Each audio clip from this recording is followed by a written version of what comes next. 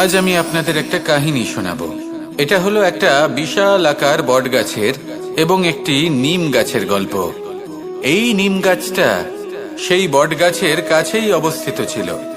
একদিন কয়েকজন কাঠুরে বনে প্রবেশ করলেন।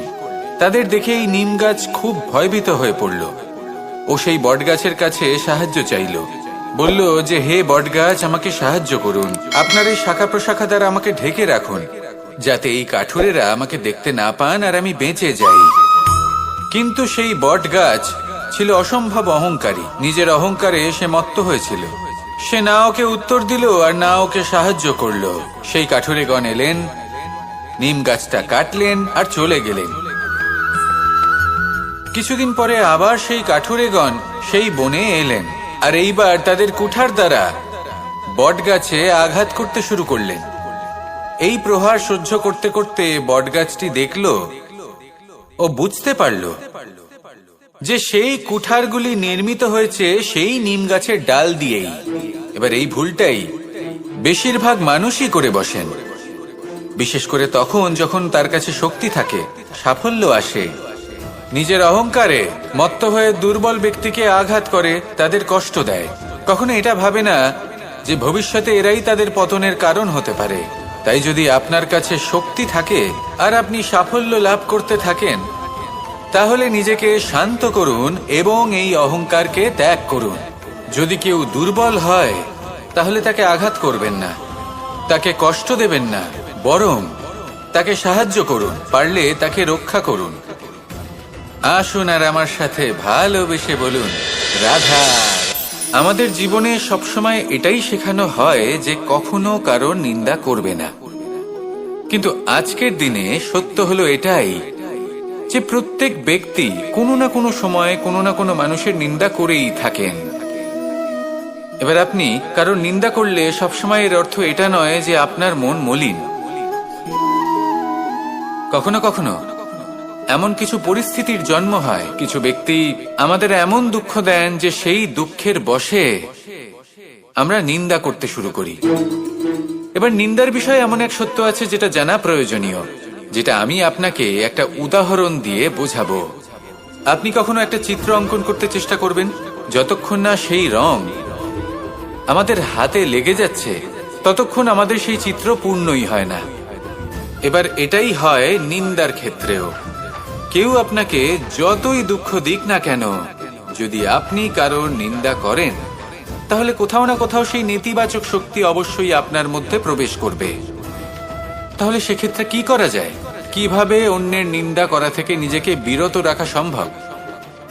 একটাই পথ আছে, একটাই বিকল্প আছে, নিজের বিকাশ। নিজের বিকাশের পথে অগ্রসর হতে থাকুন। নিজের কাজে এতটাই নিমজ্জিত হয়ে যান যে কারো নিন্দা করার মতো কোনো সময় যেন আপনার হাতে না থাকে। তাতে আপনার মনও মলিন হবে না, আর জীবনে অনেক দরজা আপনার জন্য খুলে যাবে। আসুন আমার সাথে ভালোবেসে বলুন, রাধা। এই সংসারের প্রত্যেক মানুষ কোনো না কোনো স্থানে অবশ্যই যান। অনেক অনেক স্থানে তাদের যেতে হয়।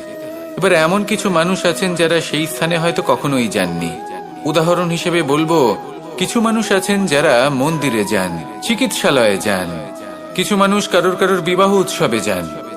আবার কিছু মানুষ আছেন যারা নাস্তিক হন এবং কখনোই মন্দিরে যান না। কিছু মানুষ অসুস্থ হন না, তাই চিকিৎসালয়ে যেতে হয় না। এমনও কিছু মানুষ থাকেন যারা সামাজিক উৎসব থেকে দূরে থাকাটাই পছন্দ করেন। যে কোনো মানুষ হোক, যা কিছুই তার চয়ন হোক না কেন, প্রত্যেক মানুষকে একটি স্থানে অবশ্যই যেতে হয়। এমন একটি স্থান আছে, সেই স্থানের নাম হলো মৃত্যুদ্বার। এবার এটা আবশ্যক নয় যে ঠিক মৃত্যুর পরেই আপনি মৃত্যুদ্বারে পৌঁছে যাবেন। এমন অনেক মানুষ আছেন যারা মৃত্যুর পূর্বেই মৃত্যুদ্বারে পৌঁছে ফিরে এসেছেন, আর তারা অনুভব করেছেন যে এই সংসারের সময় চক্রের সম্মুখে তাদের অস্তিত্ব কতটা ক্ষীণ। ওনারা এই কথা বুঝে গেছেন। বড় বড় জ্ঞানী মহান ব্যক্তি ছিলেন, তারা এসেছেন, কর্ম করেছেন এবং শেষে তারাও মৃত্যুদ্বারে প্রবেশ করেছেন। অবশেষে তারাও পঞ্চমহাভূতের সাথে মিলিত হয়েছেন। তাহলে আপনার কিসের এত অহংকার? এই জীবনে কেউ অমর নন। জীবনে কতদিন আমরা বাঁচবো এটাও আমরা জানি না। তাই এই জীবন যাপন করুন। এই জীবনের প্রত্যেক মুহূর্ত এমনভাবে যাপন করুন, এই কথা মাথায় রেখে যে যে কোনো মুহূর্তে আমাদের মৃত্যুদ্বারে প্রবেশ করতে হতে পারে, তাই না? আসুন আর আমার সাথে ভালোবেসে বলুন, রাধা। এই জীবনে তিনটি গুরুত্বপূর্ণ শব্দ আছে যা বোঝা আমাদের কাছে খুব গুরুত্বপূর্ণ, এবং এই তিনটি শব্দের নিজস্ব অর্থ আছে। প্রথম হলো সঙ্গবদ্ধতা, অর্থাৎ একসাথে মিলে কাজ করতে হবে, একসাথে মিলে পরিশ্রম করতে হবে, সামনে এগোতে হবে। এরকম করতে পারলে আপনার শক্তি বৃদ্ধি পাবে, আপনার ক্ষমতা বৃদ্ধি পাবে, আপনি এগোতে পারবেন এবং অনেক দূরে যেতে পারবেন। দ্বিতীয় হলো আত্মবিশ্বাস। হেরে যাওয়া বস্তুও আবার জিতে নিতে পারবেন। যদি আপনার নিজের আত্মবিশ্বাস থাকে তাহলে আপনি কখনো পরাজিত হবেন না। এবং তৃতীয় হলো অহংকার। জয়লাভ করার পরেও কিন্তু এটা আপনাকে পরাজিত করতে পারে। সেই জন্য জীবনে সঙ্গবদ্ধ হন, আত্মবিশ্বাস রাখুন, কিন্তু কখনোই অহংকার করবেন না। এই অহংকার আপনার থেকে সব কিছু কেড়ে নিতে পারে। এই অহংকারের জন্যই মথুরাপতি কংস নিজের পতনের দিকে অগ্রসর হয়েছিলেন। এই অহংকারকে ত্যাগ করুন আর আমার সাথে ভালোবেসে বলুন, রাধা রাধা। এই সংসারে সব থেকে বেশি কঠিন কাজ কোনটা? কেউ বলবেন যুদ্ধ করা, কেউ বলবেন ধন অর্জন করা, আবার কেউ বলবেন জ্ঞান অর্জন করা সব থেকে বেশি কঠিন। এবার প্রত্যেক ব্যক্তির নিজস্ব অভিজ্ঞতা আছে আর সেই অনুসারে তার নিজস্ব একটা উত্তর আছে। সাধারণভাবে দেখতে গেলে এই সংসারে সব থেকে কঠিন হলো তপস্যা করা, অর্থাৎ সব কিছু ত্যাগ করে তপস্যায় নিজেকে বিলীন করে দেওয়া। এবার এর থেকে বেশি কঠিন এই সংসারে আর কি বা হতে পারে? এই সংসারে, এই সমাজে, নিজের পরিবারের মধ্যে থেকেও ধৈর্য ধরে সামনে অগ্রসর হওয়া, এটা হলো সব থেকে কঠিন কাজ। কারণ যখন আপনি তপস্যা করেন তখন সেখানে আপনার ধৈর্য ভাঙার মতো কেউ থাকেন না, না কোনো বন্ধু, না কোনো আত্মীয়, না কোনো শত্রু, কেউ না। কিন্তু যখন আপনি এই সমাজে, এই পরিবারে থাকেন, কোনো না কোনো ব্যক্তি এসে আপনার ধৈর্যের বাঁধ ভেঙে দেওয়ার ক্ষমতা রাখেন। তারা আপনার ধৈর্যের বাঁধ ভেঙে দেয়, আর কখনো কখনো তারা অনিচ্ছাকৃতভাবেই সেটা করে থাকেন। কারণ তাদের মানসিকতা আপনার থেকে আলাদা, তাদের কর্ম আপনার থেকে আলাদা, তাদের দৃষ্টিভঙ্গি আপনার থেকে আলাদা, জীবন যাপন আপনার থেকে আলাদা। সেক্ষেত্রে আপনি ধৈর্যচ্যুত হন, প্রসন্নতা আপনার থেকে ছিনিয়ে নেওয়া হয়। সেই জন্য এই সংসারে, এই পরিবারের থেকেও ধৈর্য ধরে সামনে অগ্রসর হওয়া কোনো পর্বতের শিখরে গিয়ে তপস্যা করার থেকেও অনেক বেশি কঠিন। আর যে ব্যক্তি এই সমাজেই, এই পরিবারে, সেই সকল মানুষের মধ্যে থেকে গিয়েও ধৈর্য ধরে অগ্রসর হতে থাকেন, যারা এই কাজটা শিখে নিতে পারেন, তারাই কিন্তু জীবনে আনন্দ লাভ করতে পারেন। এই ধৈর্যই শেষে আপনার জীবনে প্রসন্নতা বহন করে আনবে। তাই ধৈর্য ধরে জীবনের পথে অগ্রসর হন আর আমার সাথে ভালোবেসে বলুন, আমরা সবাই জীবনে অগ্রসর হতে চাই। তার জন্য চেষ্টা করি, পরিশ্রম করি, কিন্তু কখনো কখনো আমাদের আশেপাশের কিছু মানুষ, যেমন আমাদের আত্মীয়, আমাদের বন্ধু, আমাদের শত্রু, এদেরকে এগিয়ে যেতে দেখে আমরা কখনো কখনো নিজেরা থেমে যাই। এর অর্থ কি তার মানে এটা যে আমাদের কোনো খামতি ছিল বা আমরা কোনো ভুল করে ফেলেছি? না, বেশিরভাগ সময় আমাদের কোনো ভুল থাকে না, আমাদের কোনো খামতিও থাকে না। শুধু একটা ছোট্ট বিষয় আছে যেটা আমরা বুঝতে পারি না। আমরা চেষ্টা করি অন্যদের জীবনযাত্রা দেখতে। আমরা দেখতে চেষ্টা করি যে তাদের জীবনে তারা কিভাবে এগিয়ে চলেছেন, অগ্রসর হওয়ার জন্য ওনারা কি কি করছেন, আর যা করছেন তাতে ওনারা কিভাবে উপকৃত হচ্ছেন। আমরা চেষ্টা করি তাদের জীবনযাত্রার দিকে তাকানোর, ওনাদের গতিবিধির দিকে নজর দেওয়ার এবং সেটা বুঝতে চেষ্টা করার। সেই জন্যই আমরা পিছিয়ে পড়ি। জীবনে যদি আপনি এগোতে চান তাহলে আপনাকে নিজের নজর সামনের দিকে রাখতে হবে, পদক্ষেপও সেই অনুযায়ী নিয়ে সামনে এগোতে হবে। নিজের গতিবিধি লক্ষ্য করুন, নিজের পরিকল্পনা বিচার করুন, নিজের চেষ্টা নিজের অভিজ্ঞতার দিকে নজর দিন আর সেই মতো অগ্রসর হন। এমন কোনো সাফল্য নেই যে আপনি লাভ করতে পারবেন না। আসুন আমার সাথে ভালোবেসে বলুন, রাধা। শ্রীরাম যখন সুগ্রীবের সাথে মাতা সীতাকে খোঁজার জন্য ভ্রমণ করছিলেন, তখন সুগ্রীবের ভৌগোলিক জ্ঞান দেখে শ্রীরাম হতবাক হয়ে গেলেন। তখন সুগ্রীব বললেন যে যখন বালির হাত থেকে উনি পালাচ্ছিলেন, নিজের প্রাণ বাঁচিয়ে পালাচ্ছিলেন, উনি তখন অনেক জায়গায় গেছিলেন, কিন্তু কোথাও যেন উনি যোগ্য আশ্রয় খুঁজে পাচ্ছিলেন না। বালি সুগ্রীবের প্রাণ হরণ করতে চাইছিল, ওকে শেষ করে দিতে চাইছিল, আর সুগ্রীব শুধু নিজের প্রাণ বাঁচিয়ে পালাতে চাইছিল। এক স্থান থেকে অন্য স্থানে, সেই স্থান থেকে আবার আরেক স্থানে। এই বিপদের সম্মুখীন হতে গিয়ে সুগ্রীবের ভৌগোলিক জ্ঞান বৃদ্ধি পেল। এর অর্থ বুঝলেন আপনি? যে জীবনে যখন সমস্যা আসে, জটিলতা আসে, সেটা দেখে আমরা ত্রস্ত হয়ে পড়ি, দুঃখী হয়ে পড়ি যে এমনটা আমার সাথে কেনই বা হচ্ছে। কিন্তু দুঃখী হওয়ার কোনো প্রয়োজন নেই, কারণ এই সমস্যা আমাদের কিছু শিক্ষা দেওয়ার জন্যই আসে। সেই শিক্ষা লাভ করা খুবই প্রয়োজনীয়। সেই শিক্ষার দিকে নিজের মনোনিবেশ করুন, সেই শিক্ষা আত্মস্থ করুন, জীবনে অগ্রসর হন আর আমার সাথে ভালোবেসে বলুন, রাধা। এই সংসারে এমন অনেক মানুষ আছেন যারা এটা চান যে সবকিছু তাদের ইচ্ছা অনুসারে চলবে এবং সেই চেষ্টাই করতে থাকেন। কিন্তু সত্যি হলো এটাই যে এই সংসারের নির্মাণ কোনো মানুষ করেনি, এবং সেই জন্য এই সংসার কোনো মানুষের ইচ্ছা অনুসারে চলবে না, বরং মানুষকে সংসারের ইচ্ছা অনুসারে চলতে হবে। যদি আপনার জীবনে এমন কোনো পরিস্থিতি আসে যাতে আপনি হয়তো দুঃখ পেলেন, কষ্ট পেলেন এবং সেটা বদলাতে চান, তাহলে তা বদলানোর চেষ্টা করুন। যদি অসফল হন তাহলে আবার চেষ্টা করুন, নিরন্তর চেষ্টা করুন। কিন্তু যদি না করতে পারেন তাহলে মেনে নিন যে এই পরিস্থিতি বদলানো সম্ভব নয়। সেই পরিস্থিতিকে বদলানোর চেষ্টাকে ত্যাগ করে দিন। যদি চান তাহলে সেই পরিস্থিতি থেকে দূরে চলে যেতে পারেন, কিন্তু নিজেকে প্রসন্ন রাখুন।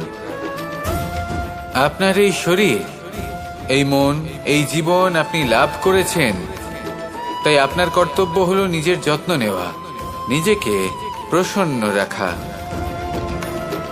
আপনি যদি নিজেকে প্রসন্ন রাখেন তাহলেই এই সংসারকে আপনি প্রসন্ন রাখতে চেষ্টা করতে পারবেন। তাহলে প্রসন্ন থাকুন আর মনে এই প্রসন্নতা নিয়ে বলুন, এই হাঁড়িটাকে দেখুন। এই হাঁড়িটা মাটি দ্বারা নির্মিত, আর এই বস্তুটি আমার খুবই প্রিয়। ছোটবেলায় মা এই হাঁড়িতেই মাখন বানিয়ে রাখতেন, কিন্তু যেই আমি সুযোগ পেতাম আমি সেই হাঁড়ি ভেঙে সমস্ত মাখন খেয়ে ফেলতাম। কিন্তু আমার মনে হয় একটা বিশেষ ব্যাপার আছে, যখনই এটার মধ্যে মাখন রাখা হতো তখন মাখন ঠান্ডা হয়ে যেত।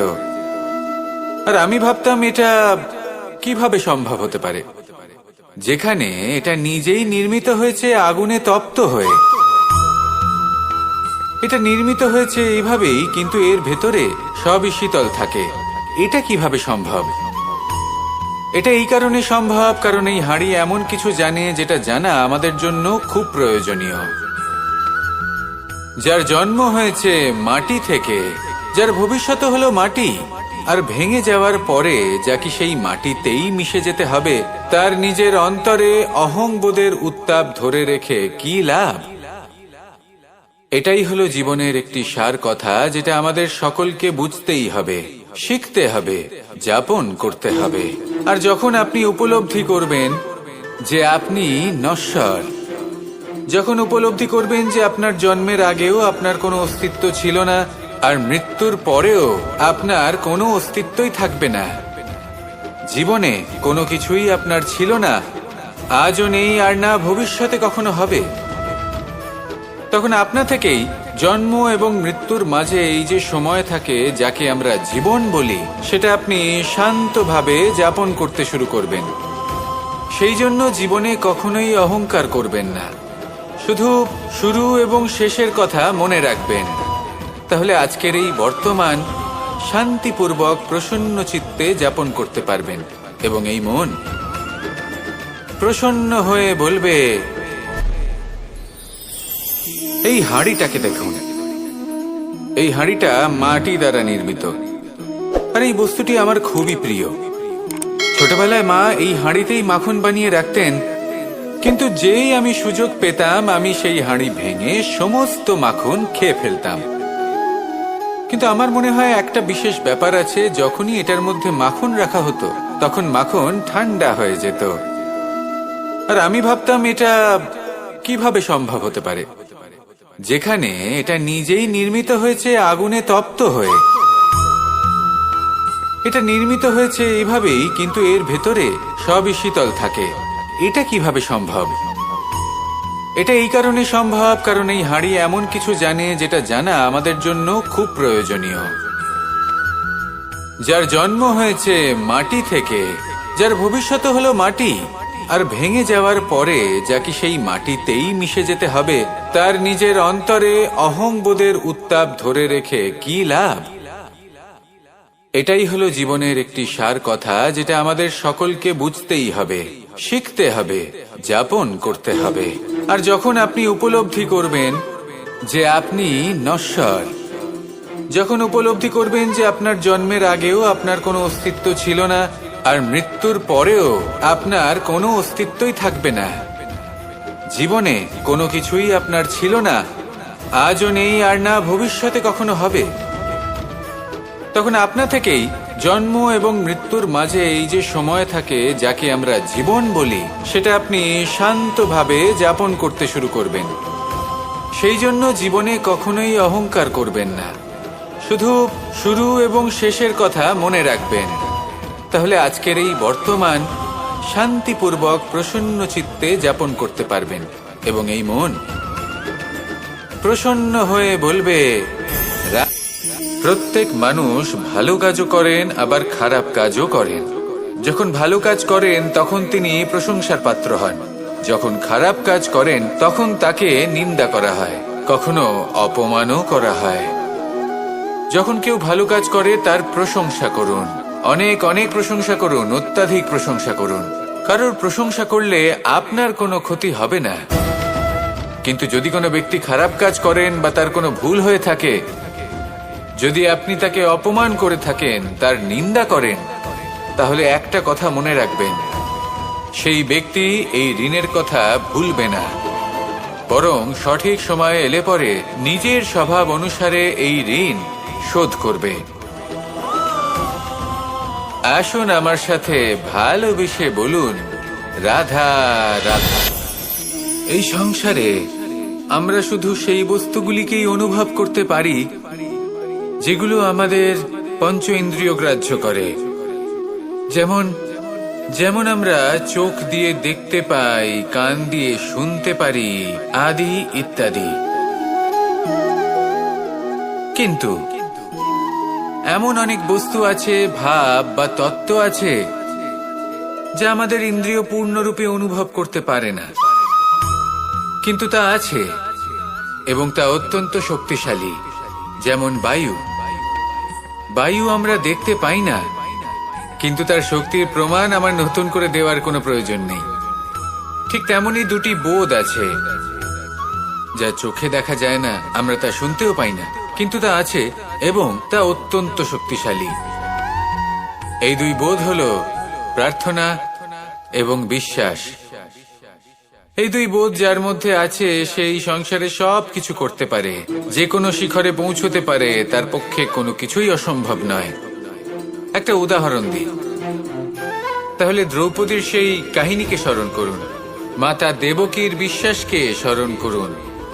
ওনার বিশ্বাস ছিল যে একদিন আমার পুত্র আসবে আর কংসকে বধ করবে, আর ঠিক এমনটাই হলো।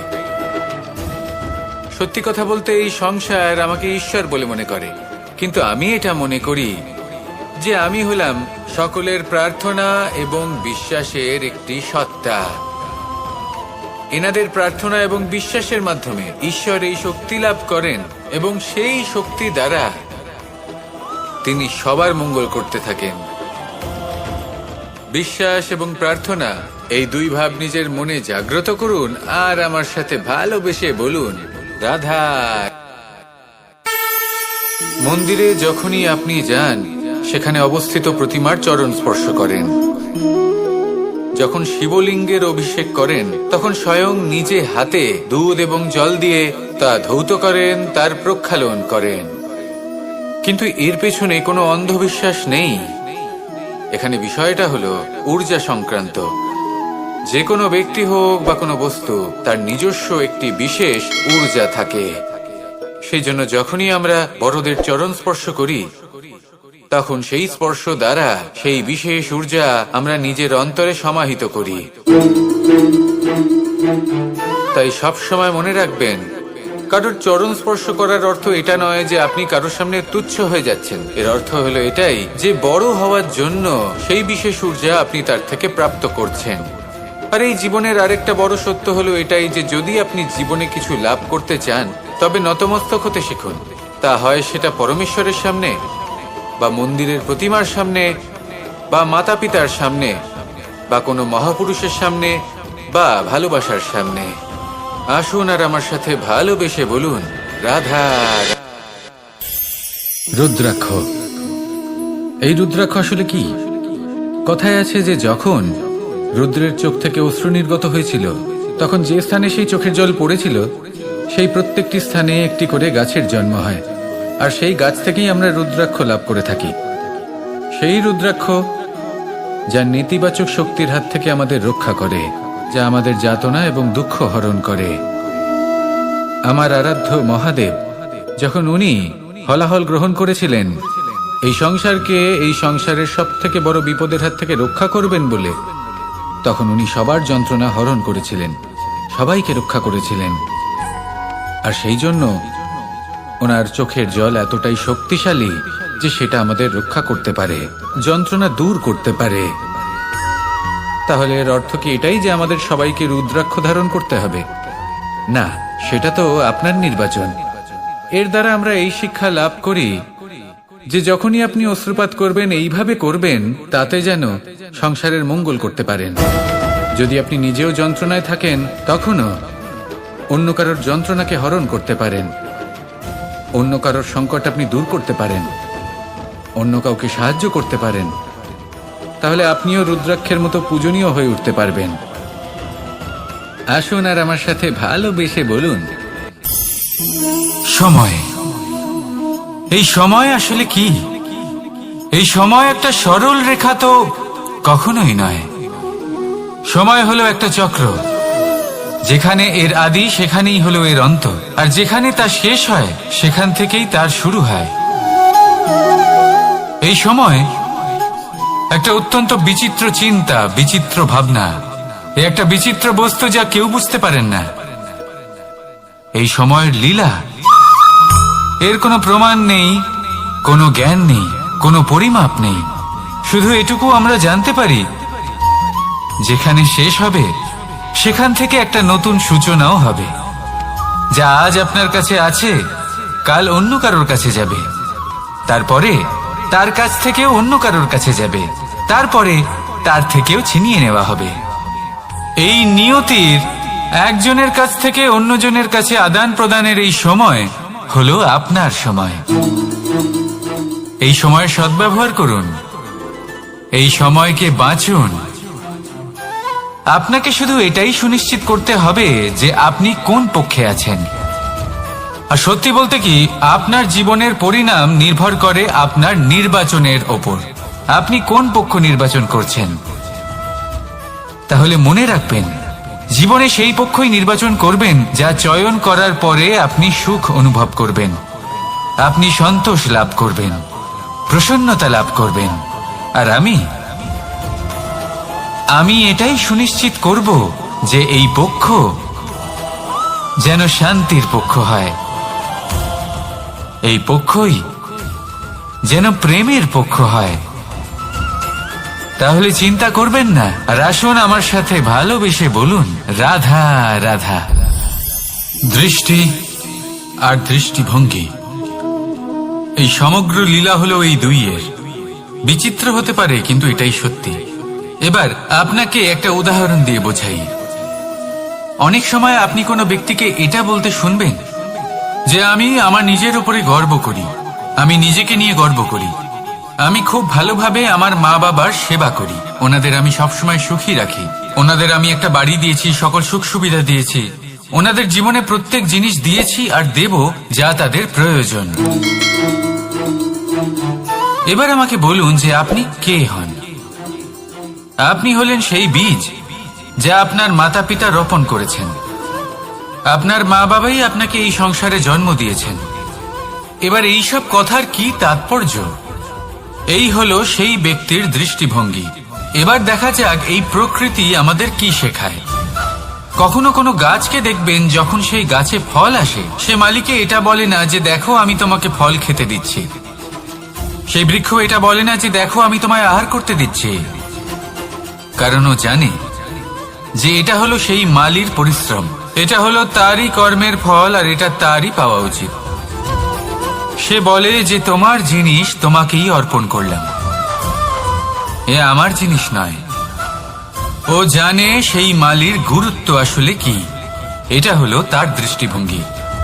সেই জন্য আপনি জীবনে কোন ব্যক্তির মধ্যে, কোন পশু পাখির মধ্যে, কোন প্রাণীর মধ্যে, কোন পরিস্থিতিতে, কোন আবেগের মুহূর্তে কি দেখতে পাচ্ছেন, সেটা আপনার দৃষ্টিভঙ্গির উপরে নির্ভর করছে।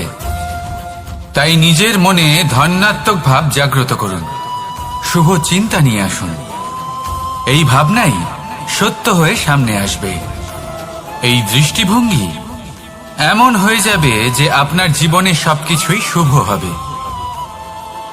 তাহলে আসুন আর আমার সাথে ভালোবেসে বলুন, রাধা রাধা।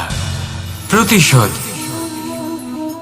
অথবা কাউকে দুঃখ দেওয়ার ভাবনা, যদি এটা আপনার মনে থাকে, তাহলে আপনি নিজের মনেই যন্ত্রণার একটা বিশাল বৃক্ষ রোপণ করছেন, এটা মনে রাখবেন। কারণ কাউকে দুঃখ দেবার এই ভাবনা, এটা হলো সেই বীজ যা আপনার মনেই পতিত হবে, আপনার মনেই অঙ্কুরিত হবে, আর আপনার মনেই একটা বিশাল বৃক্ষরূপে বেড়ে উঠবে। জীবন আপনার, কর্ম আপনার, কাউকে দুঃখ দেবার ভাবনা আপনার ছিল, এই বৃক্ষ হলো আপনার, তাই এর ফলও আপনিই পাবেন, যা গ্রহণও আপনাকেই করতে হবে। মনে রাখবেন, যে মানুষ এটা ভাবে যে আমি ওকে দুঃখ দেব, ওকে কষ্ট দিতে চাই আমি, সেই মানুষই দুঃখ আর কষ্ট পেয়ে থাকে।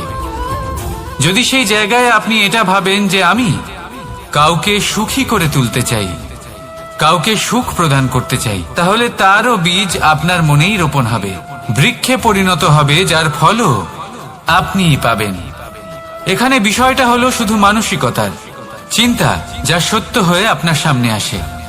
তাহলে এই মানসিকতা শুভ করুন, সবার জন্য মঙ্গল কামনা করুন। অন্যের মনে আপনার জন্য ভালো চিন্তা থাকুক বা না থাকুক, আপনি সবার জন্য শুভ চিন্তা করে কর্ম করতে থাকুন, তাহলে আপনার সাথেও ভালোই হবে।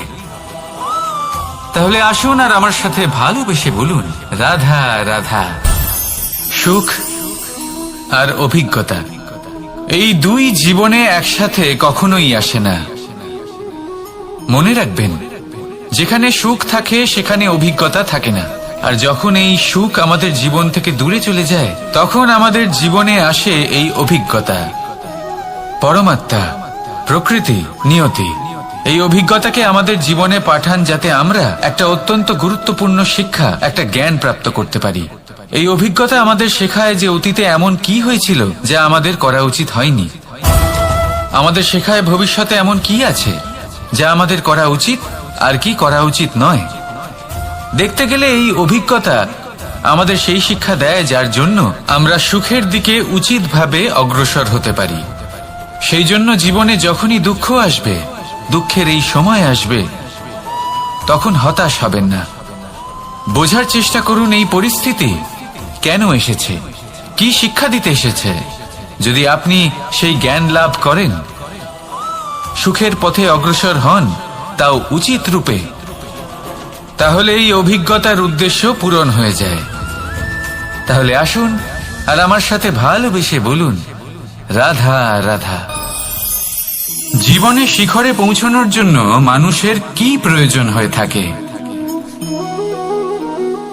সিঁড়ির। কিন্তু তাও প্রত্যেক মানুষ, প্রত্যেক ব্যক্তি শিখরে পৌঁছতে পারেন না। এর কারণ কি? কারণ একটা হতে পারে যে মানুষ কল্পনা করতে থাকেন কিন্তু সিঁড়ি খুঁজে পান না। কিছু মানুষ খুঁজে নেন কিন্তু তা পেয়ে এতটাই প্রসন্ন হয়ে যান যে তারপর আর কোনো কর্মই করেন না। খুব সোজা ব্যাপার। অনেক মানুষ সিঁড়ি খুঁজে পান না, আর যদি পেয়েও যান তাও যতক্ষণ না তাতে চড়ছেন সেই শিখরে পৌঁছবেন কি করে? যতক্ষণ না আপনি পরিশ্রম করছেন, যতক্ষণ না সেই সিঁড়িতে আপনি চড়ছেন, যতক্ষণ না ক্লান্ত হচ্ছেন, আপনার পায়ে হাঁটুতে ব্যথা না হচ্ছে, ততক্ষণ এই শিখরে পৌঁছানোর সৌভাগ্য লাভ করতে পারবেন না। তাহলে কল্পনার সাথে কর্ম করুন, পরিকল্পনার সাথে পরিশ্রম করুন, সবকিছু পাবেন। আসুন আমার সাথে ভালোবেসে বলুন, রাধা রাধা। সমস্যা, কঠিন সময়, সংকট, বিপদ কার জীবনে নেই? প্রত্যেকের জীবনে আছে। কিন্তু আমাকে একটা কথা বলুন, যদি নৌকায় ঢেউকে ভয় পেতে শুরু করে তাহলে সাগর পার করবে কে? কখনো কোনো ছোট্ট পিঁপড়েকে দেখেছেন যে আকারে হয়তো ছোট হতে পারে কিন্তু বড় শিক্ষা দিয়ে যায়? কিন্তু আমরা শিখি না। এবার দেখুন একটা পিঁপড়েকে যে ভোজনের খোঁজে বাইরে বের হয়, একটা ছোট্ট দানা তুলে নেয়। ছোট দানা তোলে কারণ তার থেকে বেশি সে তুলতেই পারবে না। সে দানা নিয়ে চলতে শুরু করে, কোনো দেওয়ালে উঠে পড়ে, আবার পড়েও যায়। সেই দানা দূরে কোথাও একটা পড়ে যায়, তা আবার খোঁজে, তুলে নেয়, আবার চলতে থাকে। পড়ে যায় আবার ওঠে, পড়ে যায় আবার ওঠে। সেই দানাটা রেখে দেয়, আবার বেরিয়ে পড়ে ভোজনের খোঁজে। পরিশ্রম করতে থাকে কিন্তু হার মানে না। এই শিক্ষাই তো আমাদের প্রাপ্ত করতে হবে। নিরন্তর পরিশ্রম আর নির্ভীক হয়ে কর্ম করে যেতে হবে। এটাই হলো সাফল্যের মাধ্যম, এটাই হলো জয়ের মন্ত্র, অচ্যুত অজয় অস্ত্র। তাহলে আসুন আর আমার সাথে ভালোবেসে বলুন, রাধা রাধা। আমরা সকলে চাই আমাদের জীবনে সাফল্য আসুক। আমরা চাই যে এই সংসারে আমাদের খ্যাতি ছড়িয়ে পড়ুক। আমরা চাই যেন আমরা আলোচিত হই। কিন্তু শুধু চাইলেই কি যায় আসে? যদি এই সংসারে আলোচিত হতে হয় তাহলে পরিচিত হতে হবে পরিশ্রমের দ্বারা। যতক্ষণ না আপনারা পরিশ্রমের সাথে পরিচিত হবেন, সাফল্যের সাথে পরিচিত হবেন না। সংঘর্ষ করতে হবে প্রতিদিন, প্রতি বছর। জীবনের সব পরিস্থিতিতেই হয়তো নতুন নতুন বাধা আসবে, নতুন নতুন বিঘ্ন ঘটবে।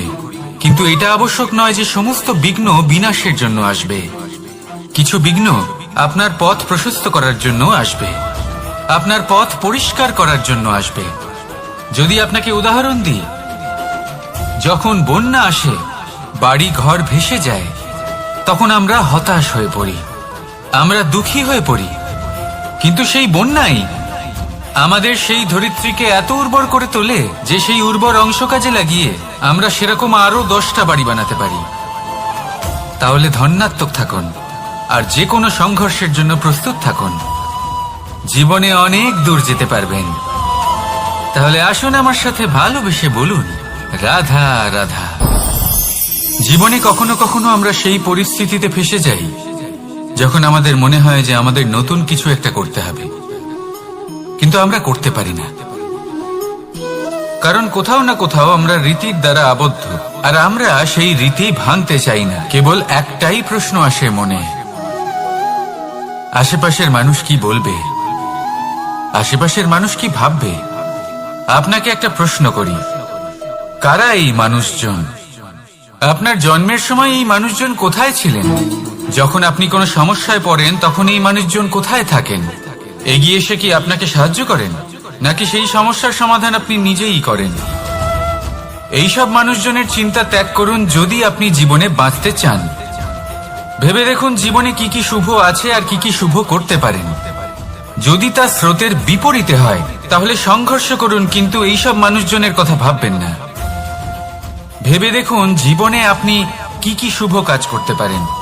এটা ভাবুন যে আপনি কখনো এমন কোনো কাজ করে ফেলেননি তো যার জন্য কারোর হৃদয় আহত হয়েছে। শুভর দিকে নিজের চিন্তা কেন্দ্রীভূত করুন, আপনার জীবনে সবকিছু শুভই হবে। তাহলে আসুন আমার সাথে ভালোবেসে বলুন, রাধা রাধা। আজকাল আপনি দেখে থাকবেন যে মা বাবা শুধুমাত্র সন্তানকে ভালোবাসেন তা নয়, তাদের মোহেও জড়িয়ে পড়েন। বিদ্যালয় যখন পাঠান তখন সমস্ত সুযোগ সুবিধা দিয়েই পাঠান। চেষ্টা করেন যে সবসময় যেন সন্তান তাদের চোখের সামনেই থাকে। কিন্তু ভুলে যান এক অত্যন্ত গুরুত্বপূর্ণ কথা, যে সন্তানকে এক নতুন দৃষ্টিভঙ্গি দেওয়াই হলো ওনাদের কর্তব্য। সেই জন্য পুরাতন কালে শিষ্যদের গুরুকুলে পাঠানো হতো, বাড়ির থেকে দূরে। কারণ বাড়ি ছেড়ে যাওয়া এক সন্তানের জন্য, এক শিষ্যের জন্য অত্যন্ত শুভ লক্ষণ হয়। যখন সে বাড়ির থেকে দূরে, গৃহস্থের থেকে দূরে থাকবে, তখন এই সংসারকে সে এক নতুন দৃষ্টিভঙ্গি দিয়ে দেখবে, পরখ করবে, বুঝতে পারবে, আর সবকিছু নিজে থেকেই শিখে যাবে কখন আক্রমণ করতে হয়, কখন পিছু হটতে হয়, কিভাবে এই সংসারের সম্মুখীন হতে হয়। আর এটা আপনার দৃষ্টি ওকে শেখাতে পারবে না, ওর অভিজ্ঞতা ওকে শেখাতে পারবে। তাই মনে রাখবেন, যদি আপনি চান যে আপনার সন্তানের বিকাশ হোক, তাহলে অনেক সময় ওকে নিজের থেকে দূরে নিয়ে যেতে হয়। যদি মোহে আবদ্ধ থাকেন তাহলে ওর বিকাশ কখনোই হবে না। তাহলে আসুন আমার সাথে ভালোবেসে বলুন, রাধা রাধা। কখনো কখনো মানুষ মনে করেন যে সে নিজেই সব থেকে বেশি শক্তিশালী, তিনি হলেন জ্ঞানী। দেখুন, এটা ভালো ব্যাপার যে আপনার মধ্যে শক্তি আছে, জ্ঞান আছে, আর এটা শুধু আপনার জন্য নয়, এই সমস্ত সমাজের জন্য, দেশের জন্য, সমগ্র পৃথিবীর জন্য অত্যন্ত আবশ্যক। কিন্তু এই কথাটাও বোঝা অত্যন্ত আবশ্যক যে এই জ্ঞান যেন কখনো অহংকার না হয়ে ওঠে। যখন মানুষের মধ্যে জ্ঞান থাকে তখন সে রাম হয়ে ওঠে। রাম, যিনি সমুদ্রের বুকে সেতু বানিয়েছিলেন, বানর সেনার দ্বারা রাক্ষস রাজকে পরাজিত করেছিলেন, আর চিরকালের জন্য সবার কাছে আদর্শ হয়ে উঠেছিলেন। আর যদি মানুষের মনে অহংকার জন্মায়, তাহলে সে রাবণ হয়ে ওঠে। দেশে বিদেশে যতই খ্যাতি থাকুক না কেন, সে রাক্ষস হয়ে ওঠে, নিজের সাথে সাথে সমস্ত কুলের বিনাশ করে বসে। এবার জ্ঞান নাকি অহংকার, আপনার কি চাই সেই সিদ্ধান্ত আপনার, আর আপনার এই সিদ্ধান্তই নিশ্চিত করবে যে আপনার কর্ম কি হবে, আর আপনার এই কর্মই নিশ্চিত করে দেবে আপনার প্রারব্ধ কি হবে। তাহলে শুভ কর্ম করুন আর আমার সাথে ভালোবেসে বলুন, রাধা রাধা। কোনো বাগানের কোনো বৃক্ষকে দেখেছেন যেখানে সুগন্ধি ফুল থাকে, রসালো ফল থাকে, তখন মন প্রফুল্ল হয়ে ওঠে, মন থেকে সেই বৃক্ষের প্রতি ভালোবাসা জন্মায়। কিন্তু যিনি বাগানের মালিক, শুধুমাত্র তিনিই জানেন যে কিভাবে এই বৃক্ষকে আগলে রাখতে হয়, কিভাবে তার পরিচর্যা করলে এতে সুন্দর সুগন্ধি ফুল হবে, রসালো ফল হবে। কখনো কখনো প্রয়োজনের থেকে বেশি রোদ পেলে এই বৃক্ষগুলি শুকিয়ে যায়, প্রয়োজনের থেকে কম রোদ পেলেও এই বৃক্ষ কিন্তু শুকিয়ে যায়। প্রয়োজনের থেকে কম জল যদি পায়, এই বৃক্ষ শুকিয়ে যেতে পারে। প্রয়োজনের থেকে অতিরিক্ত জল যদি পায়, তখনও এই বৃক্ষের শিকড়গুলি নষ্ট হয়ে যেতে পারে। এবার এটাই কিন্তু আমাদের সংসারের সাথেও হয়। আমাদের সংসারের সকল প্রতিভাশালী ব্যক্তি, যেমন লেখক, বিচারক, প্রবক্তা, যোদ্ধা, এদের সবার ক্ষেত্রে এই কথাটাই প্রযোজ্য। যদি বেশি প্রশংসা করা হয়, তাহলেও এরা হারিয়ে যাবেন। প্রয়োজনের থেকে বেশি যদি নিন্দা করা হয়, তখনও তারা নত হয়ে পড়বেন।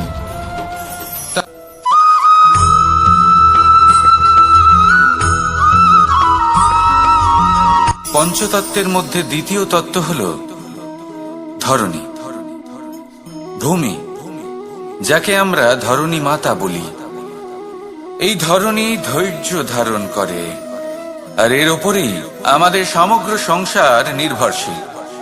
কারণ এই ভূমি সহ্য ক্ষমতা রাখে, এর সহ্য ক্ষমতা হলো অপরিসীম। সন্তান যতই আঘাত প্রদান করুক না কেন, প্রেম পূর্বক সহ্য করে, আর তার বদলে অমূল্য রত্ন প্রদান করে। সন্তান যদি হাল চালায়, তাহলে তার বদলে তাকে অন্ন প্রদান করে। এটাই হলো ধরনী। এবার এর থেকে আমরা কি শিক্ষা পেতে পারি? এটাই যে কারোর জন্য কিছু করা বা কাউকে কিছু দেওয়া মনে কোনো কামনা ছাড়াই। আর এই কথাটা বুঝে যান, যদি কারোর জন্য কামনা না রেখে বা কোনো পাওয়ার আশা না রেখে কারোর জন্য কিছু করেন বা কারোকে কিছু দেন, যদি এটা আপনি শিখতে পারেন, তবে আপনি ভালোবাসতে শিখে গেছেন। আর সেই জন্যই এই ধরিত্রীকে মাতা বলা হয়। কারণ মাতা শুধু উনি নন যিনি গর্ভে সন্তানকে ধারণ করেন, মাতা তো উনিও যিনি জীবন বাঁচতে শেখান, যিনি জীবন বাঁচার উদাহরণ প্রদান করেন। তাহলে ধরনীর থেকে এই নিঃস্বার্থ ভাব শিখুন, নিঃস্বার্থ ভালোবাসা শিখুন, আর এই ভালোবাসার সাথেই বলুন রাধা রাধা।